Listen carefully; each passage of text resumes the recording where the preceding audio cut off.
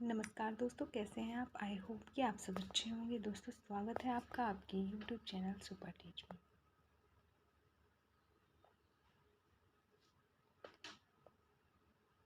दोस्तों, आज के इस वीडियो में हम हाई स्कूल मुख्य परीक्षा वर्ष 2024 जिसका एग्ज़ाम हो चुका है, इसमें प्रश्नों की श्रृंखला पूरी देखने वाले हैं। प्रश्नों के टाइप, किस किस टाइप के प्रश्न होते हैं, कितने नंबर का पेपर होता है, कितना टाइम दिया जाता है। तो सबसे पहले ये जो आपको टाइम दिया जाएगा, 3 घंटे का समय दिया जाता है। 70 अंकों के पूरे प्रश्न रहते हैं। निर्देश में क्या क्या चीज़ें लिखी रहती हैं, जैसे दिया है सभी प्रश्नों के उत्तर लिखिए। प्रश्न क्रमांक 1 से 5 तक वस्तुनिष्ठ प्रश्न रहते हैं। प्रत्येक उप प्रश्न के लिए एक एक अंक, कुल 30 अंक निर्धारित है। जो वस्तुनिष्ठ प्रश्न है कुल 30 अंक का रहता है। प्रश्न क्रमांक 6 से 17 तक अति लघु उत्तरीय प्रश्न रहते हैं। प्रत्येक प्रश्न के लिए 2-2 अंक दिए जाते हैं। और शब्दों की जो सीमा होती है, कितने शब्द में आपको लिखना है, वो लिखना रहता है 30 शब्द में प्रति उत्तर। अगला पॉइंट है जिसमें प्रश्न क्रमांक 18 से 20 तक को जो है वो लघु उत्तरीय टाइप का प्रश्न रहता है, जिसके प्रत्येक प्रश्न के लिए 3-3 अंक दिए जाते हैं और उसको 75 शब्दों में लिखना रहता है, एक उत्तर 75 शब्दों में। फिर अगला है 21 से 23 तक विश्लेषणात्मक प्रश्न होते हैं।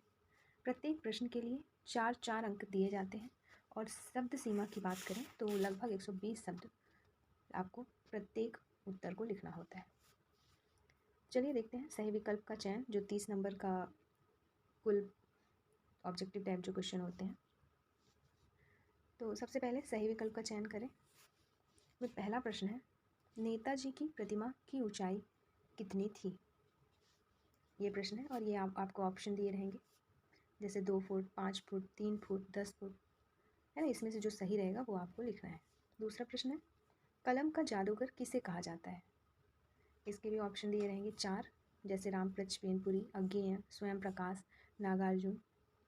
ऐसे ही अगला प्रश्न है, सूर सावली के कवि का नाम क्या है। ऑप्शन दिए रहेंगे सूरदास, कबीरदास, मैथिली शरण गुप्त, नागार्जुन। फिर अगला प्रश्न है, कवि निराला का जन्म कब हुआ। 4 ऑप्शन दिए हैं आपके सामने, सन 1904, 1900, 1899 और 1888। जो भी सही है वो आपको लिखना है। अगला प्रश्न है, कुहासा का अर्थ क्या है। ऑप्शन दिए हैं 4, कंबल, कोहरा, सन्नाटा, सहारा। जो सही है वो आपको लिखना है। अगला प्रश्न है, प्रगतिवादी कवि कौन है। इन 4 ऑप्शंस में से मुक्तिबोध, नरेश मेहता, सुमित्रा नंदन पंत, जगमोहन सिंह। तो जो भी है इनमें से वो आपको उत्तर लिखना है। अगला है, रिक्त स्थानों में सही विकल्प का चयन कीजिए। पहला प्रश्न है, रस के बिंदी बिंदी अंग होते हैं। ऑप्शन हैं आपके साइड में दिए रहेंगे 2, 4, 6। तो इसमें से जो सही है वो आपको लिखना है। दूसरा, आधुनिक हिंदी कविता का प्रारंभ संबत किस सन से माना जाता है। यहाँ पे सन दिए गए हैं 3, जो सही है वो लिखना है। अर्थ की दृष्टि से वाक्य के कितने प्रकार हैं। ये ऑप्शन दिए गए हैं 5, 7, 8। जो सही है वो लिखना है। छंद के कितने प्रकार हैं, इनमें से लिखना है। फिर बल्लवाचार के गुरु थे, ये ऑप्शन दिए गए हैं वो लिखना है। दोहा छंद की प्रथम एवं तृतीय पंक्ति में कितनी मात्राएं होती हैं, तो इनमें से आपको लिखना है।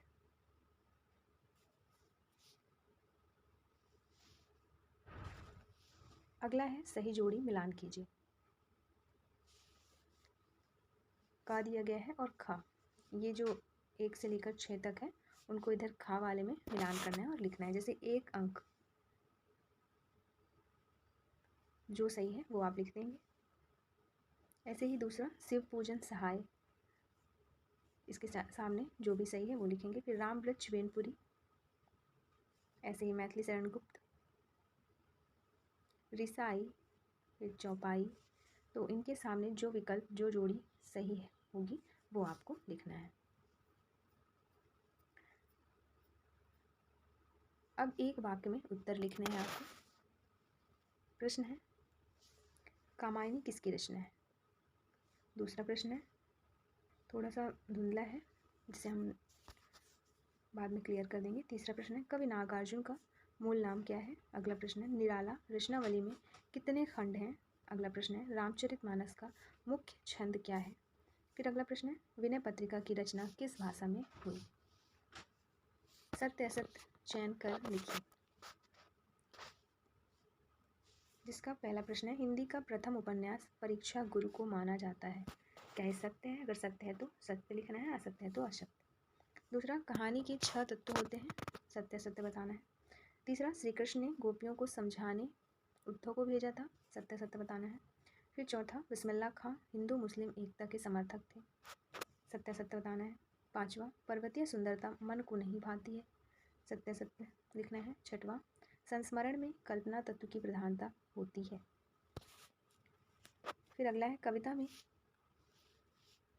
बादल किन किन अर्थों की ओर संकेत करता है, अथवा स्मृति को पाठ्य बनाने से कवि का क्या आशय है। इनमें से आपको 2 प्रश्न दिए गए हैं, उनमें से एक आपको लिखना है प्रश्न नंबर 6 में। प्रश्न नंबर 7 में काव्य की परिभाषा अथवा पुनरुक्ति प्रकाश अलंकार की परिभाषा उदाहरण सहित लिखिए। तो आपसे जो आएगा वो आपको लिखना है। जिस टाइप के भी प्रश्न बन रहे हैं, जैसे काव्य की परिभाषा पूछ दी गई है तो काव्य से रिलेटेड आपको सारी चीज़ें पढ़ लेनी है। अलंकार से अगर एक भी क्वेश्चन पूछा है तो अलंकार आपको पढ़ लेना है। ऐसे ही 8वां प्रश्न है, रस किसे कहते हैं, तो रस पूरा पढ़ना है। या फिर आपको लिखना है चौपाई छंद की परिभाषा उदाहरण सहित, तो इन दोनों में से एक आपको लिखना है। 9वां प्रश्न है, रामवृक्ष बेनीपुरी अथवा तीन्द्र मिश्र का साहित्यिक परिचय निम्न बिंदुओं के आधार पर लिखिए। 2 रचनाएं और भाषा शैली लिखनी है आपको 90 प्रश्न के उत्तर के रूप में। 10वां प्रश्न है, भगत की पुत्रवधू उन्हें अकेले क्यों नहीं छोड़ना चाहती थी, अथवा आप नाटक और एकांकी में कोई 2 अंतर लिख दीजिए। या तो आप ये वाला प्रश्न का उत्तर लिखिए या फिर ये वाले प्रश्न का उत्तर। 11वां प्रश्न है, लेखिका मन्नू भंडारी के व्यक्तित्व पर किन किन व्यक्तियों का प्रभाव पड़ा, अथवा बिस्मिल्लाह खां को शहनाई की मंगल ध्वनि का नाटक क्यों कहा जाता है। तो इन 2 प्रश्नों में से एक आपको लिखना है। 12वां प्रश्न है, गद्य की कोई 4 विधाओं के नाम लिखिए, अथवा बाबू गुलाब राय के अनुसार निबंध की परिभाषा लिखिए। 13वां प्रश्न है, संधि और समास में कोई 2 अंतर लिखिए, अथवा शब्द शक्ति कितने प्रकार के होते हैं उनका नाम लिखिए। अगला प्रश्न है 14वां, गंतोक को मेहनत कश बादशाहों का शहर क्यों कहा गया है, अथवा भोलेनाथ या भोलानाथ अपने साथियों को देखकर सिसकना क्यों भूल जाता है। तो इनमें से जो भी हो आपको लिखना होगा। बाकी हम प्रश्नों के प्रकार देख रहे हैं, तो जो भी प्रश्न आ रहे हैं वो टॉपिक आपको पूरा कंप्लीट करना है। प्रश्न नंबर 15 है, कवि नागार्जुन की 2 रचनाओं के नाम लिखिए या नई कविता की कोई 2 विशेषताएं लिखिए। अगला प्रश्न है, कवि सूरदास अथवा तुलसीदास की काव्यगत विशेषताएं निम्न बिंदुओं के आधार पर लिखिए या 2 रचनाएं और भावपक्ष। अगला प्रश्न है, फसल क्या है, अथवा उद्धव के व्यवहार की तुलना किस किससे की गई। 18वां प्रश्न, अनुशासन का महत्व विषय पर अनुच्छेद लिखिए, अथवा प्रिय खेल क्रिकेट के संबंध में 2 मित्रों के बीच संवाद लिखिए। अगला प्रश्न है 19वां, निम्नलिखित पद्यांश की सब प्रसंग व्याख्या कीजिए। प्रसंग दिया रहेगा आपको पद्य के रूप में, उसकी व्याख्या करना है। प्रसंग है, अट नहीं रही है आभा फागुन की तन, सट नहीं रही है कहीं सांस लेते हो, घर घर भर देते हो उड़ने को नभ में, तुम पर कर देते हो, आँख हटाता हूँ तो हट नहीं रही हो। तो ये है आपका सप्रसंग पद, जिसका आपको व्याख्या करनी है। अथवा एक और दिया है, या तो वो करिए या तो ये वाले का। दूसरा है, जिसके अरुण कपोलों की मत वाली सुंदर छाया में अनुरागिनी उषा लेती थी निज सुहाग मधु माया में, उसकी स्मृति पाथेय बनी है थके पथिक की पंथा की, सचिन को उधेड़ कर देखोगे क्यों मेरी कंथा की, जीवन को उधेड़ कर देखोगे क्यों मेरी कथा की, छोटे से जीवन की कैसी बड़ी कथाएं आज कहूँ, सुनकर क्या तुम भला करोगे मेरी भूली आत्मकथा, अभी समय भी नहीं थकी सोई है मेरी मौन व्यथा। या फिर इन दोनों में से किसी का भी व्याख्या आप कर सकते हैं। फिर गद्य दिया गया है, गद्यांश दिया गया है, इसकी व्याख्या लिखनी है। 2 दिए रहेंगे, जिससे जो भी आपको आता है वो लिखेंगे। इसके अलावा गद्य है, संस्कृति के नाम से जिस कूड़े करकट के ढेर का बोध होता है वह न संस्कृति है न रक्षणीय वस्तु। क्षण क्षण परिवर्तन होने वाले संसार में किसी भी चीज़ को पकड़कर बैठा नहीं जा सकता। मानव ने जब जब प्रज्ञा और मैत्री भाव से किसी नए तथ्य का दर्शन किया है तो उसने कोई वस्तु नहीं देखी है जिसकी रक्षा के लिए दलबंदियों की ज़रूरत हो। या फिर आपको ये अगला जो दिया है उसकी व्याख्या कर सकते हैं। जैसे आषाढ़ की रिमझिम है, समूचा गांव खेत में उतर पड़ा, कहीं हल चल रहे हैं, कहीं रोपनी हो रही है, धान के पानी भरे खेतों में बच्चे उछल रहे हैं, औरतें कलेवा लेकर मेड़ पर बैठी हैं, आसमान बादल से घिरा है, धूप का नाम नहीं, ठंडी पुरवाई चल रही है। ऐसे ही समय आपके कानों में एक स्वर तरंग झंकार सी कर उठी, यह क्या है, यह कौन है। फिर अगला प्रश्न है प्रश्न नंबर 21, जिसमें निम्नलिखित में से किसी एक विषय पर रूपरेखा सहित सार गर्भित निबंध लिखना है। आपको लगभग 120 शब्दों में निबंध तैयार कर लेना है। जैसे मेरा प्रिय खेल, विज्ञान के बढ़ते चरण, वृक्षारोपण, वर्तमान समय में कंप्यूटर की उपयोगिता और साहित्य और समाज, इन सारे टॉपिक को तैयार कर लेना है। अगला प्रश्न है 22, निम्नलिखित अपठित गद्यांश अथवा काव्यांश को पढ़कर दिए गए प्रश्नों के उत्तर लिखिए। गद्यांश दिया गया है, इसको पढ़ना है और इसी में से आपको उत्तर लिखना है जो प्रश्न दिए गए हैं उनके।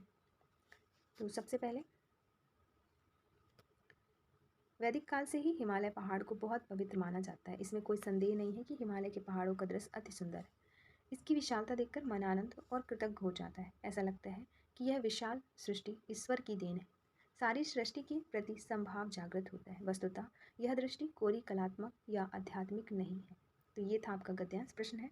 उपयुक्त गद्यांश का उपयुक्त शीर्षक लिखिए। ये पढ़ने के बाद जो आपको शीर्षक लग रहा है क्या है वो लिखना है। दूसरा प्रश्न है, हिमालय को देखकर कौन सा भाव जागृत होता है। तो इस प्रश्न का उत्तर भी इसमें आपको मिल जाएगा।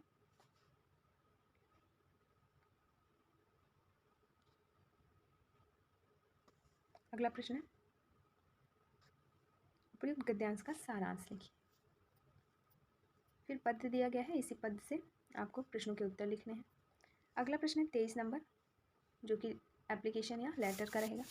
अपने जिले के जिलाधीश महोदय को परीक्षा काल में हो रहे ध्वनि विस्तारक यंत्रों पर रोक लगाने हेतु आवेदन पत्र लिखना है। या फिर आप लिख सकते हैं, दूसरा ऑप्शन जो दिया रहेगा, ये दूसरा प्रश्न, जैसे अपने प्रिय मित्र को अपने भाई की शादी में सम्मिलित होने के लिए पत्र लिखिए।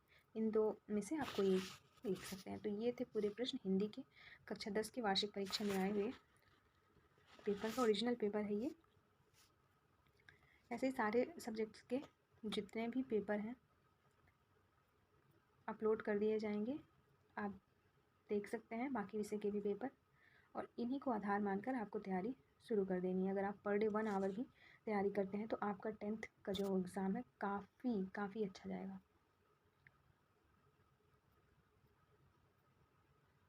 तो इस वीडियो में बस इतना ही। नेक्स्ट वीडियो में नेक्स्ट सब्जेक्ट अपलोड करवा दिया जाएगा। अगर चैनल में नए हैं तो सब्सक्राइब कर लें। वीडियो अच्छी लगी हो तो लाइक शेयर कमेंट जरूर करें। वीडियो देखने के लिए आपका बहुत बहुत शुक्रिया।